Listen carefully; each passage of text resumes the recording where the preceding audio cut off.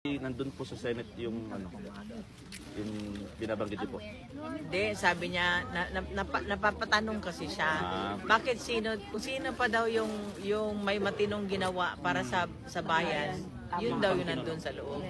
Sabi ko, pareho tayo ng tanong. Actually, tinatanong ko ang Panginoon. Kaya nga Pero ano yan, alam mo, parati naman natatalo ang mas kadiliman sa kabutihan mag-iiral. Magdasal lang tayo ng Mama Mary.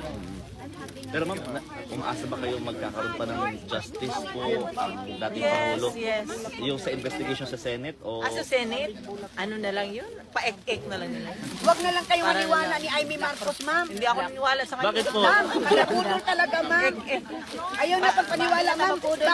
Baka matigil si BP, ma'am, ha? Mag-prank ka lang po, ma'am. Ano lang, para lang, tanong siya na ano ba talaga nangyari? Si BP, ma'am, huwag Di ba siya ipalapit. nakita ano nangyari? Palapit, ma'am. Karoon talaga tayo, ma'am. Ma'am, natakot ako, ma'am.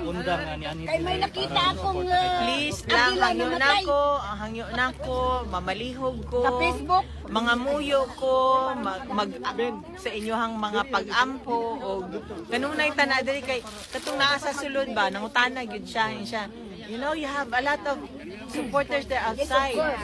And then, do you know them? No, I do not know them. Every day I come here, I meet new faces. So, there's one guy there is really kind. Yeah, because he's the best president ever.